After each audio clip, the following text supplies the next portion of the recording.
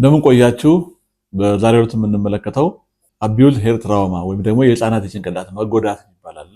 እሱን የምንመለከተው ይሄ ህፃናት ላይ የሚደርስ ብዙ ጊዜ ባለማወቅ የሚሆን በማወቅ የሚመጣ ጉዳት ነው። ይህንን ስንመለከት በተለይ ወላጆች ትልቅ ጥንቃቄ መደረግ ያለበት ህፃናት ሳይታወቅ ብዙ ጊዜ የሚጎዱ ረጅም ጊዜ የሚቆይ ችግር ነው። ይህንን በዝርዝር እንመለከታለን። አሁንም ቻናላችን ለሁሉም ሊደርስ ሰብስክራይብ፣ ሼር እና ላይክ እንድታደርጉ በትህትና እንጠይቃችኋለን።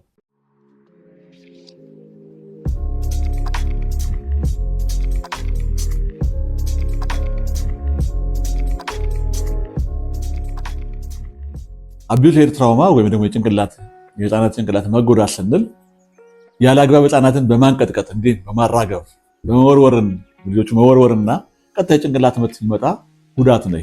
ይህ አደጋ አንዳንድ ጊዜ ለሞት የሚያደርስ የአንጎል ጉዳት ነው። ይህ አደጋ ሆን ተብሎ ከ3 እስከ 5 ወር ለሚደርሱ ህፃናት ላይ በሰዎች የሚፈጸም ጥቃት ነው። ጉዳቱ የሚመጣው በቤተሰብ ወይም በአሳዳጊዎች ሲሆን በተለይ ህፃናት ለረጅም ጊዜ ሲያለቅሱ ከ60% በላይ በሚሆኑ ወንዶች ህፃናት ላይ የሚከሰት ነው። በአብዛኛው ሴቶችም አሉበት፣ ግን በአብዛኛው ወንዶች ህፃናት ላይ የሚደርስ አደጋ ነው። በዚህ ሂደት የህፃናቱ አንጎል ሲጎዳ ጥቃቱ ወይም ጉዳቱ ከአቅማቸው ላይ በመሆኑ ብቻ ማልቆስን ያቆማሉ። ይህን ጊዜ ዝምታ ሲፈጠር ተሻለው ብለው ነው ዝም የሚሉት። ነገር ግን በዚህ አጋጣሚ የሞት አደጋም ሊደርስ ይችላል። ዝም ስላለው ብቻ አይደለም፣ አደጋ ሊደርስባቸው ይችላል። አደጋ አድራሾቹ ብዙ ጊዜ ከ65% እስከ 90% ወንዶች ናቸው። እነዚህም የህፃናቱ አባቶች ወይም የእናቶቻቸው የወንድ ጓደኞች ናቸው ተብሎ ይታሰባል።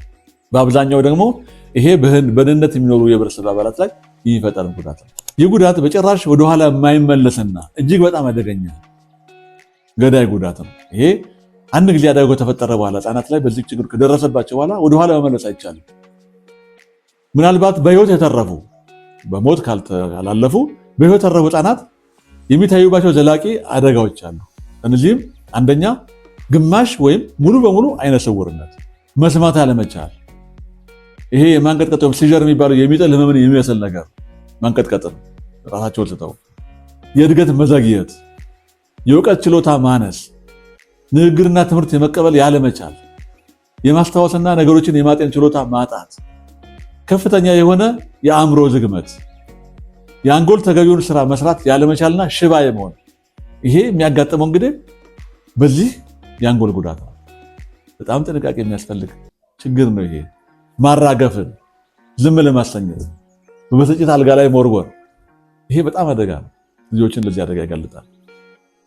እነዚህ አደጋዎች ብዙ ጊዜ ሳይታወቁ ለረጅም ዓመታት የቆዩና ህመሙ የመጣበት ምክንያት ስለማይገመት ህፃናቱ በወቅቱ እርዳታ ለማግኘት ሳይደረግላቸው ይቀራል። የህፃናቱን ለቅሶ ዝም ለማሳየት የሚደረግ የማንቀጥቀጥ መሞር ሲደጋገም ህፃናቱ ጉዳት በመባስ ከፍተኛ አደጋ ይደርሱታል። አንዳንድ ጊዜ ህፃናቱም ራሳቸውን ሲቱ ወደ ህክምና ተቋም በድንገት ያመጣቸዋል። በዚህ ጊዜ ደግሞ እነዚህ በአብዛኛው ጊዜ ከፍተኛ የሆኑ ምልክቶች ካልታዩ ራሳቸውን ከሳቱና የሚጥል አይነት መንቀጥቀጥ ካላሳዩ አያመጧቸው። ከሞት መለስ የሚያሳዩ ምልክቶች አሉ። አንደኛ ነገሮች ፈቃደኛ ያለመሆን፣ በቃ ችላ ማለት፣ የሚሰጧቸው ማጫወቻ ምን አለመቀበል፣ መበሳጨት፣ ትውከት፣ ጡት መጥባትና መዋጥ አለመቻል፣ የምግብ ፍላጎት መቀነስ፣ ፈገግታ መቀነስና ድምፅ ማውጣት ያለመቻል፣ የሰውነት መገታተር፣ ሪጂዲቲ መገታተር፣ ማንቀጥቀጥ ማለት የሚጥል አይነት በሲጀር አይነት ምልክት፣ የትንፋሽ ማጠር፣ የንቃት መዘበራረቅ፣ የመካከለኛው ወይም የአይን መካከለኛው ጥቁሯ እኩል ያለመሆን፣ ይሄኛው ሰፋ ይሄ ጠበብ፣ እንደዚህ አይነት ነገር ምልክት ማሳየት፣ ጭንቅላትን ወደ ላይ ቀና ማድረግ ያለመቻል። ለምን ህፃናት ይሄ እንትናቸው በጣም ደካማ ስለሆነ ቶሎ ይጎዳልና ይቀጫሉ። የአይን ትኩረት መቀነስ፣ እነዚህ ምልክቶች ያሳያሉ። ይሄ እንግዲህ ባለሙያዎች የሚያደርጉት አሳስመንት ነው ወይም ደግሞ ምርመራ ነው። የምርመራ ሰዎች ሁሉ ወላጆቻቸው በማወቅ ባለማወቅ የተፈጠረውን ነገር ስለማይናገሩ ህፃናቱ ወቅታዊ እርዳታ በሐኪሞች ላይ ይደረግላቸው ይችላል። ስለማይደረግላቸውም ቋሚ የሆነ ችግር ይደርስባቸዋል። ምናልባት ሐኪሞቹ አንዳንድ ምልክቶችን በመለየት በመጠራጠር የሚያደርጉት ምርመራዎች አሉ። አንደኛ አይናችን የኋለኛው ክፍል መመርመሪያ አለ፣ ኦፕታልሞስኮፕ የሚባል ምርመራ አለ። የኋለኛውን የአይን ክፍል ወይም ሬቲናን መድማቱን ማረጋገጥ በምርመራ ሊያዩት ይችላሉ። አንዳንድ ጊዜ ደግሞ ጭንቅላት ተሰብሮ ሊሆን ይችላል። የአጥንት ምርመራ ጭንቅላትን የአጥንት ምርመራ ሊያደርጉ ይችላሉ። ስካል ኤክስሬይ፣ የአንጎል እብጠት ምርመራ ይደረጋል። በአንጎል ውስጥ የደም መድማቱ የተነሳ የሚከማቸውን ደም ለማየት ምርመራ ይደረጋል። የነዚህ የጎድን አጥንትና ረጃጅም የሆኑ አጥንቶች ስብራት ካለ እነዚህንም ምርመራ ይደረግ ይችላል። በጭንቅላት በአንገትና ደረት ላይ የሚደርሱ የቆዳ መላላት፣ መጎዳት፣ ሰንበር ማበጀት፣ መጥቆር እነዚህ በማየት ልጆቹ አደጋ ደርሶባቸው እንደሆነ ማየት ሐኪሞቹ ሊረዱ ይችላሉ።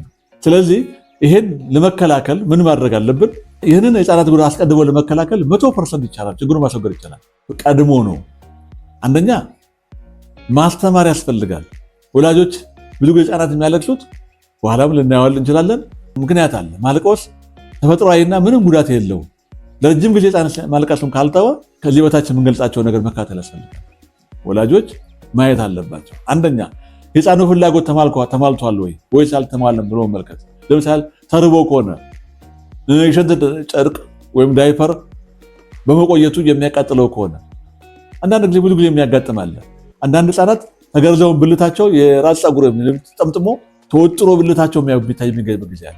አፍንጫቸው ውስጥ የሆነ ነገር ከተው ሊሆን ይችላል፣ ተመትሎ ሊሆን ይችላል። ይህም ማየት መከታተል ያስፈልጋል፣ ዝም ብሎ ወደ ሌላ ነገር ከመሄድ። ሁለተኛ ህመም መኖር ማረጋገጥ ያስፈልጋል። ትኩሳት ሲኖር፣ የድድ መበስ ሊሆን፣ የሆድ ቁርጠት ሊሆን ይችላል፣ ጆሮአቸውን ሊያማቸው ይችላል። ጆሮአቸው ሳይ በጣም ከፍተኛ ነው የሚሰማው። እነዚህን ቼክ ማድረግ አለበት ወላጆች። ህፃኑን ታቅፎ ዞር ዞር ማለት ይሄ ችግር ልጁ ረጅም ጊዜ የሚያለቀስ ከሆነ ህፃኑን ማባበል፣ ዞር ዞር ማበል፣ ለህፃኑ መዘመር፣ መዝፈን፣ ማውራት፣ ህፃኑን ማውራት ሊቀንስ ትኩረት ለመሳብ ልጁ ለህፃኑ መጫወቻ አሻንጉሊትና የመሳሰሉ መስጠት፣ ህፃኑን ከቤት ውጭ ዞር ዞር ማድረግ፣ ወክ ማድረግ፣ ህፃኑን ይዞ ጎረቤት የሆነ ወይም ደግሞ ጓደኛ መጥራት ህፃኑን እንዲያደራገው መጋበዝ። ለምን አንዳንድ ጊዜ ለእኛ ያልታየን ነገር ጎረቤት ወይም ደግሞ የሚያውቀው ሰው ልምድ ያለው ሰው በማየት የልጁን ችግር ሊረዳ ይችላል። ህፃኑ ወደ ሰውነት በጣም ማስጠጋት፣ ቀስ ብሎ ንፋሽ መተንፈስ፣ ማረጋጋት። በእነዚህ ድርጊቶች ውስጥ ህፃኑ ማልቀሱን ካልተወ ካልቀነሰ በጀርባው በማስተኛት ለ10 ደቂቃ ያህል ሰውነቱን ማየት ያስፈልጋል። ለ10 ደቂቃ ያህል ብሎ ችግር ያለበት ቦታ መዳበስ። ይህም ለውጥ ከሌለ በቀጥታ ወደ ሆስፒታል ወይ ወደ ህክምና ተቋም መውሰድ፣ የልጁ ህክምና እርዳታ እንዲያገኝ መሄድ ያስፈልጋል። በእነዚህ ጥረቶች ቅድም ያልኳቸው ይሄ የህፃናት ጭንቅላት አደጋም ሳይደርስባቸው ጉዳትም ሳይመጣባቸው በቀላሉ ሊረዱ ይችላሉ። የወደፊት ዘላቂም ቀደም የነገርናቸው የዘላቂ ችግር ነው። አይመለስም። አንዴ ከተጎዳ ህፃናት አእምሮ አንጎላቸው ከተጎዳ አይመለሱም። መሞት አለ፣ አይነ ስውር መሆን አለ፣ የወደፊቱ ጤና ችግር አለ። እነዚህ ነገሮች ስለሚኖሩ ባካችሁ ወላጆች፣ ታዳጊዎች፣ የህፃናት ማቆያ ቦታ ላይ የምትሰሩ መምህራን ወይም ጠባቂዎች ባካችሁ በዚህ ነገር ትኩረት ሰጡ ይገባል። ህፃናት በቀላሉ ሊጎዱ የሚችሉ ተሰባሪ ጠላት ናቸው። ልናዝንላቸው ወደፊት ህይወታቸውን ልናስተካክል የምንችለው በዚህ እድሜያቸው እንክብካቤ ስናደርግላቸውና ትኩረት ሰጡ ይገባል። ለዛሬው ይሄው ነው። በሚቀጥለው ፕሮግራም በሌላ ትምህርት እስክንገናኝ ድረስ አደራ ቻናሉን ሰብስክራይብ፣ ሼር እና ላይክ በማድረግ ይህን የህፃናትን ችግር የወደፊት ችግር የማንም ችግር አለ ወደፊት እነዚህ ልጆች አድገው ብዙ ነገር መለወጥ የሚችሉ ባጭሩ ይጎዳሉ። ለኛም ለሀገርም ሸክም የሚሆኑ ከታመሙ በኋላ ምንም ማድረግ አይቻልም። የማይመለስ ነገር ነው። ጥንቃቄ ማድረግ ያስፈልጋል። ሰላም ቆዩ።